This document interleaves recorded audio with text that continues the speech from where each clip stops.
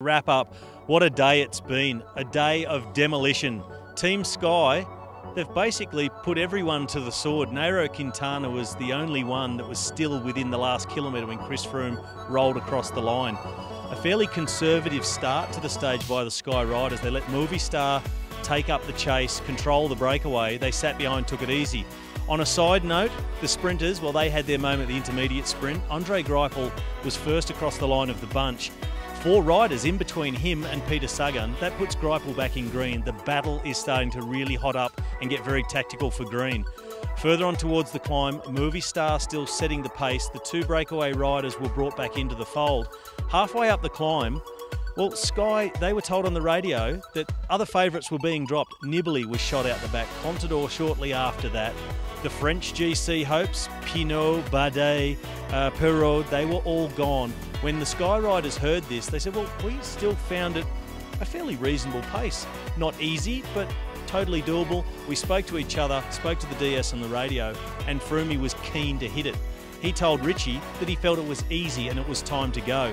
Walt Poels went to the front. He dragged Geesink back into the bunch. After Poels, Geraint Thomas, who finished 6th on the stage in the end, he did massive damage. And when Richie Porte lit things up, well, it spelt the end for the likes of TJ Van Garderen and Alejandro Valverde. Even put Quintana in quite a bit of discomfort.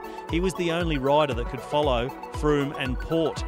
Froome then placed his attack. Quintana looked like he was going to come back, but maybe having a little trouble with the transition from the flat, fast stages to the first hill, and he might be in better shape further down the track when we've got multiple mountains each day. The Colombian may yet come into his own. All the others absolutely blown away. Chris Froome, he just pedalled on that high cadence, head bobbing down and up.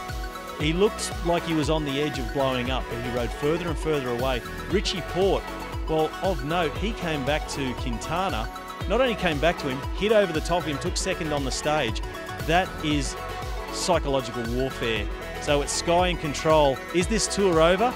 Well, if Chris Froome can stay on the bike, it looks like yes. Interesting battle for the podium.